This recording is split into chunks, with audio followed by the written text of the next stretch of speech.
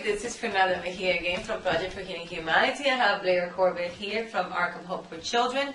This is the third part, the continuation of our conversation. All right. In the previous video, I asked a question. It was, you know, if I am someone, let's say Mary, I see this video. I have no idea about, or no information about kids that have been sex trafficked. I want to learn a little bit more. And as an individual, as a civilian, as a person who is in the community, I want to help. I want to do something. How do I recognize these signs? Where do I go at least to get, even if it's just a little bit of information on how to support the organization, so how to be aware if somebody might see something on the streets.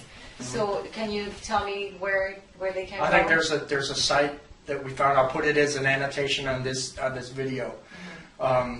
There's a site that we found that the federal government did to show. It's more like it's a very interactive thing that they take you through for recognizing the signs of who is trafficking and who is being trafficked and things like that. It's a great idea. So it's like a training video? It's an awareness training video? It's an awareness training thing, for how to recognize the signs, and it's put on by the U.S. government. So I'll put the links to that on the video. So so if you want to do that, just take a few minutes to check the link. I think everybody should do that. It's really powerful. And then the second thing I really wanted to talk, which will be our last part of the conversation, before I get home again. I came from Miami. We are not okay, but we accept the fact that women, girls have been trafficked. But I really don't hear much of how boys have been also being used in this industry, in the sex trafficking industry. And I really want to touch it, to touch into this topic today. To let everybody know that, you know what, we need to recognize the fact that boys are being trafficked, and we need to understand that it has to be exposed. As you mentioned before, there is, recognizing signs of girls, and mostly it's about girls being trafficked, but we don't have anything about boys. We don't talk about them. We must include them in the group. We can't ignore this because the fact that they're being ignored is what is hurting them the most. Oh, exactly. So, and I know Blair has a passion for this. I mean, always talks about, he tells me, what about the boys, and he's always including them. So I want to make sure we get your opinion and we get your Well, let's just open up, but I think it's important to, not that we have answers necessarily, but we need to open up the dialogue so we can find the answers. People say, let's just face it, we just went through for the last year in the United States or whatever, for quite a while, the whole Penn State, instead of Pennsylvania State University, where that coach, who's now been found guilty of the things he was doing, but he was doing these things to young boys, using his position of power, to attract them in and to lure them in, and then sexually abusing the boys. Well, everybody was up in arms going, oh my God, how can that happen here in the United States? Thank God that part is over, right? It's not over. It's just that was the biggest one to hit the headlines in a while. We can't let that door close, Fernanda. This is happening all the time.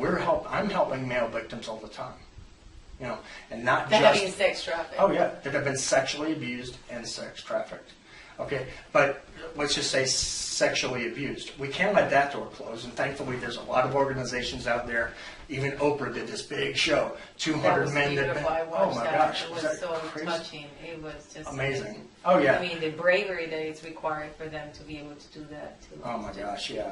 Well, I've gotten to get to know some of those men a little bit and stuff, and they're great people, and they're very brave for what they've been through. Now let's take that to another step. That was in the United States.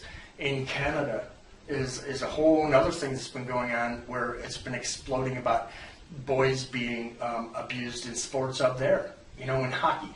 Okay, so here in the United States it's football, right? Up in Canada they've had hockey. There's the 1 in 5 organization. There's Paulie O'Brien, who's a hockey player, wanted to be a professional hockey player, who was abused within hockey. So he started talking about how this happened to him, and now it's coming out all over Canada. Where different boys have been pulled into that and abused. So not just, when we think of child trafficking, we think that girls get sex trafficked, that boys are labor trafficked, right? That's where our mind goes. No. We need to change that because look, that's why I'm bringing this up. There's no discrimination when it comes to this. No. You've got, I'm sorry, Jerry Sandusky and those few coaches up in Canada were not the only people who have an attraction to young boys. And I'm sorry, what's the, I won't even go on what's the, there is a huge business out there within sex trafficking for men or older people that want young boys. I know there's women and there's lots of men, and why isn't attention being paid to this? This is the dialogue we need to open. Why is it that we don't talk about this? Why is it that we don't talk about that? Because we don't want to think about that, first of all. We don't want to think that that's happening. We want to think about... So how come we accept it with women and we don't accept it with men? Well, it's only recently we've been accepting it with young girls. No, we accept it, but at least, it's like, oh my God, okay, let me read it. We don't put it away. But with boys, it's like... Well, it's a question I ask myself, but I think that people like to think about, well, with a boy, a boy is aroused, so he likes it, right? Oh, come on. The girls get aroused and things feel good to the girls. You maybe don't see it, but it happens that way. But are they not crushed emotionally? Are they traumatized for the rest of their life because they were forced into this, because they were raped, or because they were brought into sex trafficking industry? Well, fine, it felt good, but it destroyed their whole future. Well, it's happening for the boys too. And this is where I get frustrated, and a few others who are passionate in the industry, a few others that are passionate like this. For instance, a friend of mine, Jerome Elam, is a writer for the Washington Times. Oh my God, we talked to him about it. We talked to him yesterday. He really has put his heart and soul into this. I wish you guys, we can put a link at the end, see how they can contact him or email him.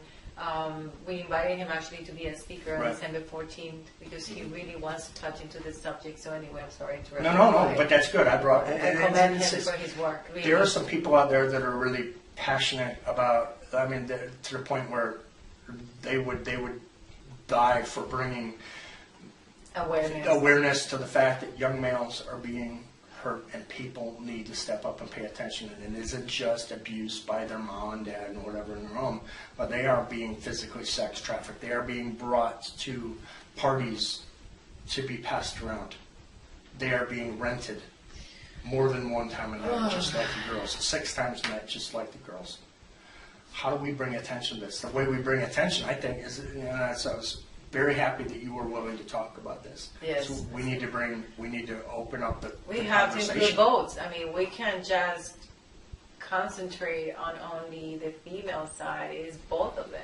No, because I watched something, what was it about, I think it was in 2011, I believe, on the Dancing Boys of Afghanistan. What was that about? It was on... oh, dear God. It was on 2020 or one of those. I don't even know I don't know what that is, but regardless, it's one of those Sunday shows, 60 Minutes, I believe, where they did a thing on the boys that are being brought into this in Afghanistan, and they're dancing around. They're having them do dances and stuff to get men aroused, and then they end up being sexual favors for these older men. And this is part of the industry over there. What's happening here? And that's what I'm frustrated with there. I want it brought up. It's happening here in America. It's happening in just about every country. The sex trafficking. I don't think there's any country in the world that's safe from sex trafficking. And I don't think there's any country in the world that does not also have boys that are being brought into sex trafficking. And we need to pay attention to it. So that's what we wanted to end the last portion of the video with, when we talk about it, we talk about both. Right. And just take a moment to really find out what is going on with this, and if you can do something for someone, just go get the video, go to the website, the link we talked about it, awareness training, and just be alert. Be alert. Thank you. And come to Ark of Hope for Children's website, arkofhopeforchildren.org, and projectforhealinghumanity.org. So, correct? That's nice song calling me.